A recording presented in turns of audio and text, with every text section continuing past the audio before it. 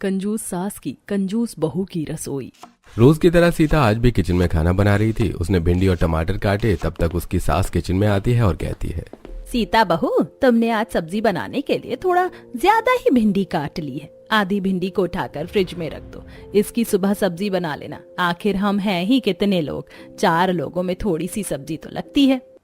लेकिन माँ जी, इतनी भिंडी तो हम सब अभी मिलकर खा लेंगे और कल तक तो बाकी भिंडी सूख भी जाएगी, इसीलिए आज ही बना लेती हूँ। अरे नहीं बहू, ज्यादा बन जाएगी तो फेंकी जाएगी। तुम आधी भिंडी उठाकर फ्रिज में रख दो, कल बना लेना। ऐसा कहकर शोभा वहाँ से चली जाती है। सीता अपने आप से कहती है, पता नहीं माँ जी इतनी कंजूस क्यों है, हर चीज में कमी करती है। इतनी भिंडी कोई ज्यादा थोड़ी ना है, लेकिन उन्हें कौन समझाए। जाने दो, मैं तो इतना ही बना लेती हूँ। सीता खाना बनाकर सभी को लगा देती है। सभी खाना खाना शुरू करते हैं। तभी कमल कहता है, अरे वाह सीता, तुमने तो बहुत ही स्वादिष्ट सब्जी बनाई है। थोड़ी और भिंडी बची है क्या? मुझे थोड़ी और भिंडी दे दो। तभी सीता देखती है कि कढ़ाई में भिंडी खत्म हो गई है। सीता अपनी प्लेट की भिंडी कमल को देती हुई कहती है, आप मेरी भिंडी खा लीजिए, मैं अचार से रोटी खा लेती हूँ। तभी शोभा अपनी प्लेट से थोड़ी सी भिंडी सीता को देती हुई कहती है, अरे सीता, मेरे पास सब्जी थोड़ी ज्यादा है, इतनी सब्जी मैं नहीं खाती, तुम ये खा लो। ये देखकर सीता का देवर नीलेश कहता है, माँ, लेकिन तुमने इतनी कम सब्जी क्यों बनवाई थी? बेटा, ज्यादा सब्जी बनती है तो फेंकी जाती है। हम 4 ही लोग तो घर में हैं, इतनी सब्जी बहुत हो जाती है। अगले दिन शोभा अपनी बहू से कहती है, सीता बहू, चल जरा बाजार से सब्जियां ले आते हैं। सास बहू दोनों सब्जियां लाने के लिए मार्केट जाती हैं। तब शोभा एक ठेले पर जाती है और उससे कहती है, अरे भैया, ये गोभी क्या भाव दिए? 100 रुपए किलो है माँ जी। अरे बाप रे, इतनी महंगी। अच्छा, ये शिमला क्या भाव है? माँ जी, ये 70 रुपए किलो है। बताओ कितनी तोल दूं? नहीं नहीं भैया, तुम ये रहने दो। सस्ती सब्जियां कौन सी हैं ये बताओ। माँ जी, ये गिलकी, तोरी, बरबटी, ये सस्ती सब्जियां हैं। सभी 1-1 किलो कर दूं? अरे नहीं नहीं, मुझे पूरी बारात को खिलाना है क्या? तुम तो 1-1 पाव तोल दो बस। तभी सीता कहती है, माँ जी, पिछली बार भी तो आप यही सब्जियां ले गई थी। ये सब्जियां खा खा कर तो हम बोर हो गए। थोड़ी महंगी सब्जियां ले लेते हैं ना। अरे नहीं नहीं बहू, ये गिलकी, तोरी, भिंडी, ये सारी सब्जियां बहुत फायदेमंद होती हैं और फायदेमंद होने के साथ साथ सस्ती भी हैं। तो फिर क्यों महंगी सब्जियां लेना। वे लोग सब्जियां लेकर घर आ जाते हैं। अगले दिन सुबह सीता कोमल का टिफिन तैयार कर रही थी। कोमल अपनी माँ के पास आती है और कहती है, माँ, आज तुमने मेरे टिफिन में क्या बनाया है? बेटा, आज मैंने तोरी की सब्जी बनाई है। ओह माँ, रोज रोज भिंडी, गिलकी, तोरी खा खा कर मैं बोर हो गई। मेरी सभी फ्रेंड अच्छा अच्छा खाना लाते हैं और आप कुछ भी अच्छा नहीं बनाती। आज तो मैं बिल्कुल भी तोरी की सब्जी नहीं ले जाऊंगी, मुझे कुछ अच्छा बना कर दो। कोमल, आज तो तुम यही ले जाओ, फिर कभी मैं तुम्हारे लिए कुछ अच्छा बना दूंगी। माँ, आप हमेशा ही ऐसा कहती हो, लेकिन कुछ अच्छा नहीं बनाती। आज तो आपको मेरे लिए कुछ अच्छा बनाना ही होगा। कोमल, कहा ना फिर कभी बना दूंगी। तुम्हें समझ नहीं आती है? आजकल तुम बहुत जिद्दी हो गई हो। तभी नीलेश वहां आता है और अपनी भतीजी की बात सुनकर कहता है, भाभी, आप कोमल को क्यों डांट रही हो? कोमल बिल्कुल सही कहती है। आज तो मुझे भी हलवा खाना है। आप ऐसा करो, हमारे लिए सूजी का हलवा बना दो। देवर जी, आपको तो पता ही है कि माँ जी। भाभी, माँ से कहना कि मैंने कहा है। ये आज तो मैं सूजी का हलवा लेकर स्कूल जाऊंगी। ठीक है कोमल, तुम तैयार हो जाओ, तब तक मैं सूजी का हलवा बना देती हूँ। अब सीता अपनी सास के पास जाती है और कहती है, माँ जी, कोमल जिद कर रही है कि आज उसे टिफिन में सूजी का हलवा ले जाना है और नीलेश को भी हलवा खाना है। तो अगर आप मुझे सूजी, घी और मेवे दे देंगी तो मैं उनके लिए हलवा बना दूंगी। ठीक है बहू, चल मैं तुझे सूजी और घी दे देती हूँ। शोभा किचन में आती है और किचन में रखी हुई लकड़ी की अलमारी का ताला खोलती है और उसमें से थोड़ी सी सूजी, शक्कर और थोड़े से ड्राई फ्रूट्स और थोड़ा सा घी निकाल कर सीता को देती है। सीता थोड़े से ड्राई फ्रूट्स और थोड़ा सा घी देखकर कहती है, माँ जी, थोड़े ड्राई फ्रूट्स और थोड़ा घी और दे दीजिए, तभी तो हलवा स्वादिष्ट बनेगा। अरे नहीं बेटा, ज्यादा ड्राई फ्रूट्स और ज्यादा घी से हलवा थोड़ी ना अच्छा बनता है। तुम इतना ही डालकर हलवा बना लो। जब सास वहां से चली जाती है तब सीता अपने आप से कहती है, अजीब है माँ जी भी, हर चीज को ताले में रखती हैं और चाबी मुझे देती ही नहीं। इतनी कम चीजों में कोई अच्छा हलवा कैसे बना सकता है? जरूरत से ज्यादा ही कंजूस है माँ जी। अब सीता उतना ही ड्राई फ्रूट डालकर हलवा बना देती है और अपनी बेटी को टिफिन में रखकर हलवा दे देती है। फिर वो अपनी सास को, अपने पति और देवर को भी हलवा खाने के लिए देती है। कमल हलवा खाकर कहता है, ये क्या सीता, हलवे में तो घी और ड्राई फ्रूट्स है ही नहीं। अगर तुम हलवा बना ही रही थी तो सारी चीजें तो पर्याप्त डालना था कम से कम। वो मैं क्या करती, माँ जी नहीं तो। अरे अरे बेटा, ज्यादा घी और ज्यादा ड्राई फ्रूट नहीं खाना चाहिए, इसीलिए मैंने घी और ड्राई फ्रूट्स कम ही डलवाए। अब तू ज्यादा नखरे मत कर और चुपचाप से हलवा खा ले, फिर हमें खाना भी तो खाना है। ऐसा कहकर शोभा अपने बेटे की बात काट देती है। शोभा अक्सर रसोई की छोटी छोटी चीजों में कंजूसी किया करती थी और जरूरत की सारी चीज उठाकर अपनी लकड़ी की अलमारी में रखकर ताला लगा दिया करती थी। बेचारी सीता को छोटी छोटी सी चीज अपनी सास से मांगना पड़ता था। एक दिन सीता बर्तन धो रही थी कि तभी साबुन खत्म हो गया। सीता अपनी सास के पास आई और बोली, माँ जी साबुन खत्म हो गया है। अरे बेटा, अभी 4 दिन पहले ही तो तुझे साबुन निकाल कर दिया था अलमारी से, थोड़ा संभाल कर चलाया कर। अच्छा रुक बेटा, मैं अभी साबुन निकाल कर दे देती हूँ। शोभा किचन में आती है और अपनी लकड़ी की अलमारी का ताला खोलती है और उसमें से एक साबुन निकालकर सीता को देती हुई कहती है, बेटा साबुन थोड़ा कम लगाया कर, 2 पैसे बचेंगे तो हमारे ही काम आएंगे। ऐसा कहकर शोभा वहां से चली जाती है। सीता मन में बड़बड़ाते हुए कहती है, माँ जी को हर चीज का हिसाब देना पड़ता है, हर चीज तो वह ताले में रख लेती है, उनसे मांग मांग कर काम चलाना पड़ता है। आज मुझे कमल से बात करनी ही होगी। फिर रात में जब कमल कमरे में आता है तब सीता कमल से कहती है, कमल, मुझे समझ नहीं आता कि माँ जी इतनी कंजूसी क्यों करती हैं। एक तो वो हर चीज को अपनी अलमारी में रख देती हैं और फिर खत्म होने पर थोड़ी थोड़ी सी निकाल कर देती हैं। मुझे हर बार माँ जी से ऐसी छोटी छोटी सी चीज मांगना अच्छा नहीं लगता। सीता, तुम्हें तो पता है कि मेरी और नीलेश की छोटी सी नौकरी है। माँ उसी पैसे से पूरा घर चलाती हैं, इसलिए उन्हें थोड़ा हिसाब से चलना पड़ता है। देखो, तुम इतनी चिंता क्यों करती हो? जो चाहिए वो मांग लिया करो। अच्छा, तुम्हें पूरी खाना है ना? कल मैं माँ से कह दूंगा कि वो खाने में पूरी और छोले बनवा ले। अब तो खुश? अगले दिन कमल अपनी माँ से कहता है, माँ आज मेरा छोले पूरी खाने का मन कर रहा है, तो प्लीज तुम रात के खाने में छोले पूरी बनवा लेना। ठीक है बेटा, बनवा लूंगी। शाम होते ही शोभा किचन में जाती है और अपनी लकड़ी की अलमारी का ताला खोलकर उसमें से थोड़े छोले और तेल निकाल कर देती है और सीता से कहती है, सीता बहू, आज तू छोले और पूरी बना लेना, लेकिन हाँ, छोले में तेल कम ही डालना और पूरी भी ज्यादा मत बनाना। कमल और नीलेश के लिए 4-4 पूरियां बना देना और हम लोग तो एक एक खाकर ही काम चला लेंगे। अपनी सास की बात सुनकर सीता बहुत गुस्सा होती है, लेकिन कुछ नहीं कहती। शाम को वो सभी को छोले पूरी लगाती है। सभी लोग छोले पूरी खाते हैं और तब सीता कहती है, माँ जी, मेरी छोटी बहन शालू की शादी तय हो गई है, उसी की इनविटेशन देने कल मेरे मायके वाले यहाँ आ रहे हैं। ये तो बहुत अच्छी बात है बेटा, तो तुम उनके खाने के लिए खाना बना लेना। माँ जी, मैं यही सोच रही थी कि खाने में वेज पुलाव, रायता, कढ़ी, पूड़ी और 2 प्रकार का मीठा बना लेती हूँ और साथ ही मूंग दाल का हलवा भी। अरे अरे बेटा, अपनी तेज रफ्तार गाड़ी को थोड़ी सी लगाम लगाओ, इतना सब कुछ बनाने की क्या जरूरत है? बनाने दो ना माँ, भाभी के मायके वाले रोज थोड़े आते हैं। हाँ बेटा, वो तो ठीक है, लेकिन अगर इतना सब कुछ बन जाता है तो मेहमान कोई भी चीज स्वाद लेकर नहीं खा पाते। इसलिए तुम तो बस एक मीठा बना लेना और कढ़ी, पूड़ी और सारे चावल ही बना लेना। सीता को ये बात बहुत बुरी लगती है, लेकिन वो कुछ नहीं कह पाती। अगले दिन उसके मायके वाले आते हैं। सीता की माँ शोभा से कहती है, बहन जी, हमने रीना बेटी की शादी तय कर दी है, अगले हफ्ते उसकी मंगनी है, तो आप सब हमारे घर जरूर आना। हाँ हाँ बहन जी, जरूर आएंगे और आपको बहुत बहुत बधाई। फिर सीता सबका खाना लगा देती है और सभी लोग खाना खाते हैं। फिर वापस जाते समय सीता की भाभी सीता से कहती है, सीता, मूंग दाल का हलवा तुमने बहुत अच्छा बनाया है, थोड़ा सा और मिलेगा? हलवा खत्म हो चुका था, इसलिए सीता बहाने बनाते हुए कहती है, वो भाभी, बचे हुए हलवे में कॉकरोच गिर गए, इसलिए आपको और नहीं मिल पाएगा। लेकिन रेखा समझ जाती है। फिर जाते समय सीता उन्हें छोड़ने बाहर तक आती है तो रेखा कहती है, सीता, अगर तुम्हें और तुम्हारी सास को मेहमानों को बुलाना पसंद नहीं है तो हमें कह देते, हम फोन पर ही दावत दे देते, वरना मेहमानों की खातिरदारी का ये तरीका नहीं है कि तुमने खाना भी सही तरीके से नहीं बनाया। रेखा ऐसा कहकर चली जाती है। सीता को ये बात बहुत बुरी लगती है। वो अपने कमरे में आती है और रोने लगती है। तभी कमल वहां आता है और कहता है, क्या बात है सीता, मुझे बताओ, तुम रो क्यों रही हो? अब सीता सारी बातें कमल को बताती है। ये सारी बातें सुनकर कमल कहता है, ठीक है सीता, मैं अभी माँ से बात करता हूँ। अब कमल अपनी माँ के पास आता है और कहता है, ये क्या है माँ, तुम हर चीज में इतनी कंजूसी क्यों करती हो? यहाँ तक कि आज तुमने सभी के लिए पर्याप्त खाना तक नहीं बनवाया, कितनी बेइज्जती कर दी हमारी।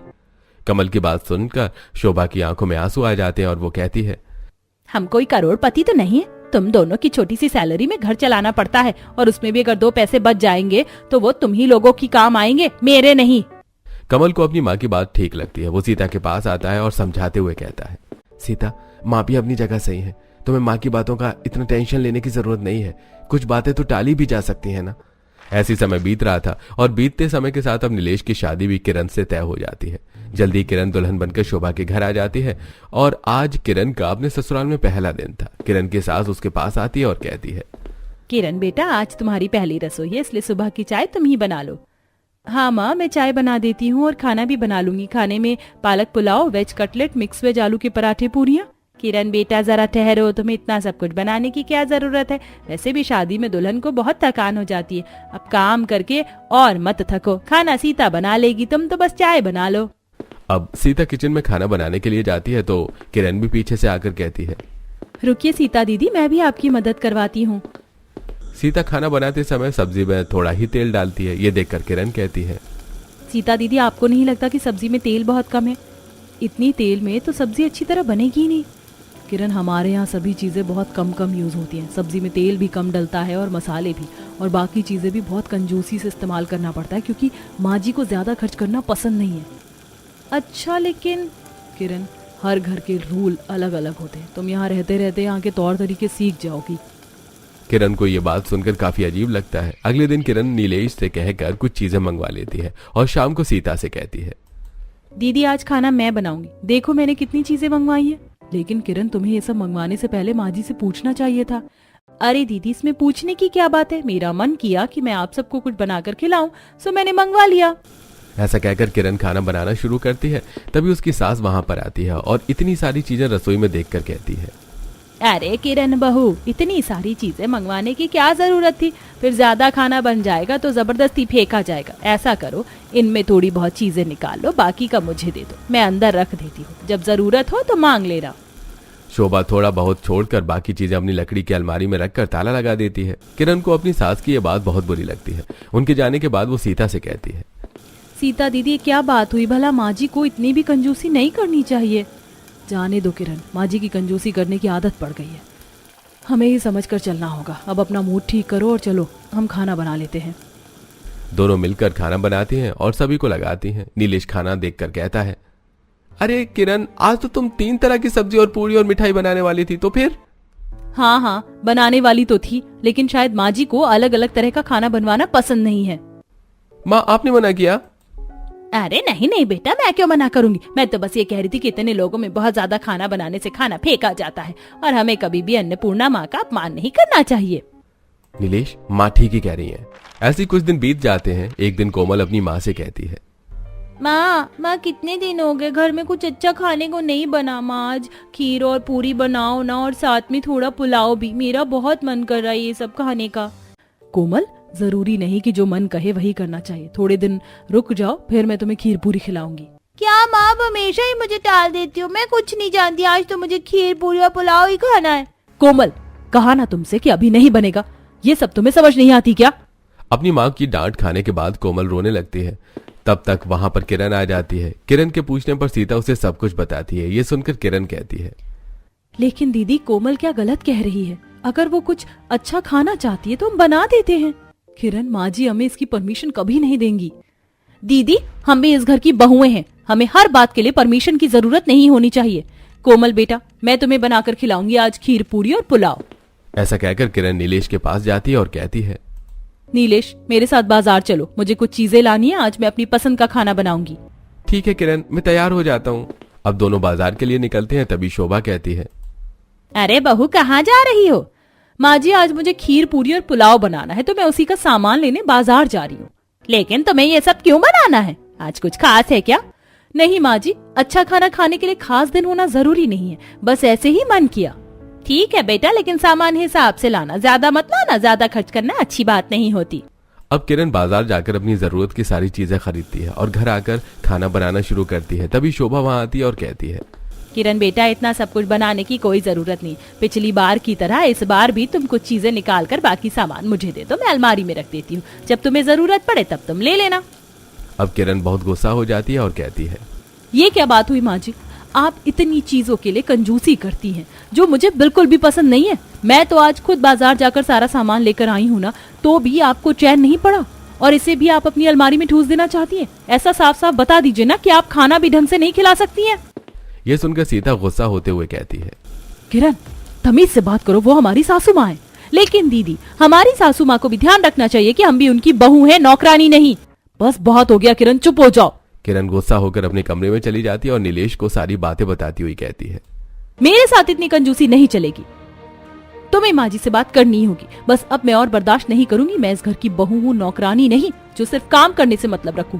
अरे क्या फायदा मेरी बहू होने का अगर मैं अपनी मर्जी से कुछ बनाकर खा भी नहीं सकती तो। अरे शांत हो जाओ किरण, मैं माँ से बात करता हूँ। नीलेश अपनी माँ के पास आता है और कहता है, ये क्या लगा रखा है माँ आपने?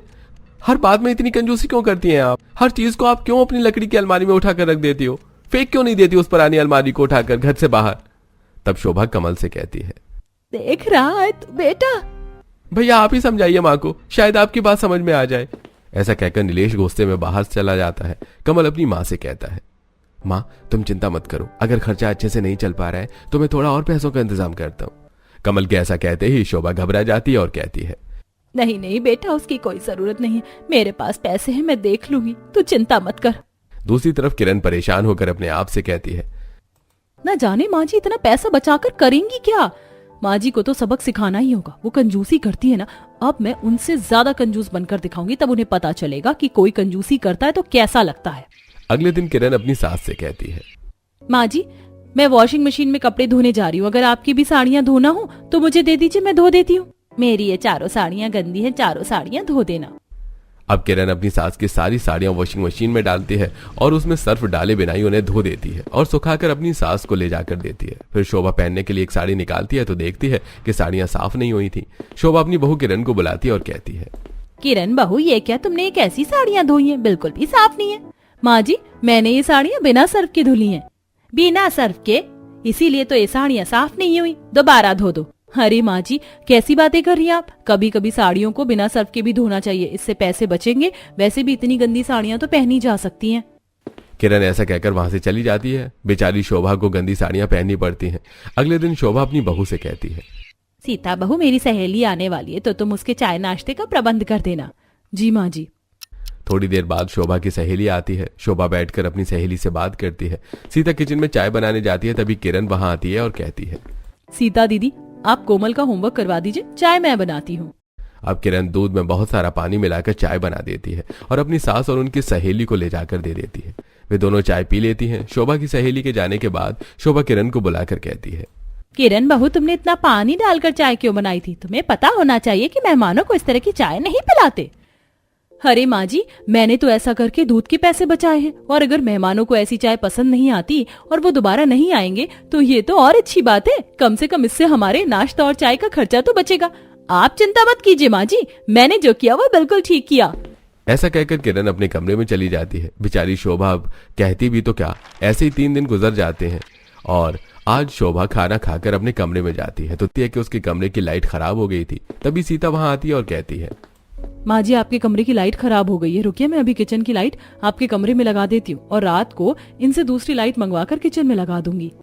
सीता किचन में लाइट लेने के लिए जाती है, तभी किरण कहती है, लाइए दीदी माँ जी के कमरे में लाइट की व्यवस्था मैं कर देती हूँ, आप अपने कमरे में जाकर आराम कीजिए। सीता किरण की बात सुनकर अपने कमरे में चली जाती है। किरण एक मोमबत्ती उठाती है और अपनी सास के कमरे में जलाकर ले जाती है और उसे रखते हुए कहती है, माँ जी ये लीजिए आपके कमरे में मोमबत्ती जला दी। बल्ब लाने के लिए मैंने ही मना कर दिया। आप तो जानती है माँ जी की बिजली कितनी महंगी है और बिजली का कितना बिल आता है। कुछ दिन इस मोमबत्ती से काम चला लीजिए, कम से कम इसी बहाने बिजली का बिल तो कम होगा। ऐसा कहकर किरण वहां से चली जाती है। अगले दिन सभी लोग खाना खाकर उठते हैं तो शोभा कहती है, अरे बहू मेरा सौंफ का डिब्बा कहाँ गया? ये रहा माँ जी। शोभा देखती है कि डिब्बे में सौंफ खत्म हो गई थी। वो कहती है, अरे सौंफ तो खत्म हो गई। सीता तुझे पता है मुझे खाने के बाद सौंफ खाने की आदत है, तो तूने मंगवाया क्यों नहीं? माँ जी मैंने ही सीता दीदी को मना कर दिया था, सौंफ खाने से कुछ खास फायदे तो नहीं होते हैं, खाना तो हम पेट भर कर खा ही लेते, कम से कम इस तरह हम सौंफ के कुछ पैसे तो बचा लेंगे। अब शोभा समझ जाती है कि किरण उसके साथ ऐसा व्यवहार क्यों कर रही है। शोभा चुपचाप अपने कमरे में चली जाती है। अगले दिन नीलेश अपनी माँ से कहता है, माँ आज शाम को आप सभी तैयार रहना, हम सभी मिलकर शॉपिंग करने जाएंगे। ऐसा कहकर नीलेश चला जाता है। शाम को वो लोग नीलेश के साथ मॉल में शॉपिंग करने के लिए जाते हैं। नीलेश अपनी माँ से कहता है, माँ जिसको जो भी चाहिए वो सभी ले लो, पैसे मैं दे दूंगा। क्या सच में नीलेश? ओह थैंक यू, मुझे कुछ कपड़े चाहिए और कुछ ज्वेलरी और कुछ और सामान भी। दीदी चलिए हम दोनों अपने लिए कपड़े सिलेक्ट करते हैं, और कोमल तुम्हें खिलौने चाहिए थे ना, चलो खरीदते हैं। हाँ चलो चलो चाचू, मुझे लबुबू डॉल चाहिए। सीता और किरण शॉपिंग के लिए चली जाती हैं। तब शोभा नीलेश से कहती है, नीलेश बेटा एक बात बता, तेरे पास इतने पैसे कहाँ से आए जो तू सबको इतनी शॉपिंग करवा रहा है? माँ, पिछले कुछ दिनों से आपके और किरण के बीच जो कुछ भी चल रहा है वो मुझे अच्छा नहीं लगा, और फिर मैंने देखा कि घर में पैसों की कुछ ज्यादा ही तंगी थी, इसलिए मैंने 2 लाख रुपए का लोन ले लिया है। ये सुनकर शोभा के तो जैसे होश उड़ जाते हैं। वो कहती है, ये तू क्या कह रहा है बेटा? तुझे इस तरह से लोन नहीं लेना चाहिए था। क्या करता माँ, किरण को हर चीज के लिए मना करना अच्छा नहीं लगता, और मैं तुम्हें भी कुछ नहीं कह सकता था, इसलिए मुझे जो ठीक लगा वो मैंने किया। ऐसा कहकर नीलेश भी किरण के पास जाकर उसके साथ शॉपिंग करवाने लगता है। शोभा बहुत उदास हो जाती है। तभी शॉपिंग करके घर आ जाते हैं सभी लोग। शोभा चुपचाप अपने कमरे में चली जाती है। थोड़ी देर बाद 2 लाख रुपए लेकर बाहर आती है और नीलेश के हाथों में देती हुई कहती है, बेटा, तुम्हें इतनी छोटी सी बात के लिए लोन लेने की कोई जरूरत नहीं थी। अगर तुम्हें पैसों की जरूरत थी तो मुझसे कहना चाहिए था। ये लो 2 लाख रुपए, और अभी के अभी जाकर अपना लोन चुका दो। शोभा के पास 2 लाख रुपए हैं। ये देखकर घर के सभी लोग हैरान रह जाते हैं और नीलेश कहता है, माँ, तुम्हारे पास इतने पैसे हैं फिर भी तुम हमें इतना परेशान करती हो, हर चीज के लिए इतनी कंजूसी करती हो। माँ, तुम्हें शर्म आनी चाहिए ऐसा करते हुए। नीलेश सही कहता है माँ, तुमने कभी बताया नहीं कि तुम्हारे पास इतने पैसे रखे हुए हैं, और जब तुम्हारे पास पैसे हैं तो तुम इतनी कंजूसी क्यों करती हो? लेकिन शोभा कुछ नहीं कहती और 2 लाख रुपए नीलेश के हाथ में देकर अपने कमरे में चली जाती है। नीलेश उन 2 लाख रुपए से अपना लोन चुका देता है। ऐसे ही कुछ समय बीत जाता है। अचानक शोभा की बहुत तबीयत खराब हो जाती है।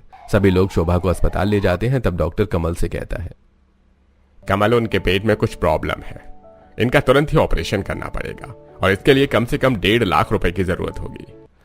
शोभा भी डॉक्टर की ये बात सुन लेती है और अपने मन में सोचती है, मैंने हमेशा ही अपनी बहू बेटों के साथ कंजूसी की है, इसीलिए शायद वो मेरा इलाज भी नहीं करवाएंगे। दूसरी तरफ डॉक्टर की बात सुनकर किरण कहती है, डॉक्टर साहब, आप पैसों की चिंता मत कीजिए, आप उनका ट्रीटमेंट कीजिए, पैसों का अरेंजमेंट मैं कर लूंगी। ऐसा कहकर किरण अपने पिताजी को फोन लगाती है और उनसे 2 लाख रुपए मांग लेती है और अस्पताल में वो पैसे जमा करवा देती है। शोभा का ऑपरेशन हो जाता है और कुछ ही दिनों में वो ठीक हो जाती है। सभी मिलकर शोभा को घर ले जाते हैं। जब शोभा को पता चलता है कि किरण ने उसके पिताजी से 2 लाख रुपए लिए, तब शोभा कहती है, किरण बेटा, तुम अब अपने पिताजी से लिए हुए पैसे उन्हें वापस कर दो। मेरे पास अभी भी 2 लाख रुपए हैं, मैं तुम्हें दे दूंगी। यह सुनकर सभी लोग हैरान हो जाते हैं। तब कमल कहता है, माँ, तुम्हारे पास अभी भी 2 लाख रुपए हैं? ये पैसे मैंने जीवन भर कंजूसी करके इकट्ठा किए हैं। तुम जानना चाहते हो ना कि आखिर मैं इतनी कंजूसी क्यों करती हूँ? तो सुनो, तुम्हारे पिताजी एक ड्राइवर थे, उन्होंने अपने भाई बहन की शादी के लिए लोन ले रखा था, इसीलिए वो दिन के साथ साथ रात में भी गाड़ी चलाते थे, और एक दिन नींद में गाड़ी चलाने की वजह से उनका एक्सीडेंट हो गया और उनकी मृत्यु हो गई। बस इसीलिए मैंने 1-1 रुपए कंजूसी करके बचा कर रखा ताकि मेरे बच्चों को जीवन में कभी भी लोन ना लेना पड़े और लोन से होने वाली परेशानियों से वो बच सके। जब उन्हें लोन की जरूरत पड़े तो मैं ये पैसे दे सकूं। शोभा की ये बात सुनकर सभी लोग हैरान रह जाते हैं। तब किरण कहती है, माँ जी, हमने आपको गलत समझा, आप हमारे लिए ही ये सब कुछ कर रही थी, प्लीज माँ जी हमें माफ कर दीजिए। हाँ माँ जी, किरण सही कह रही है, गलती हमारी ही है जो हम आपको समझ नहीं सके।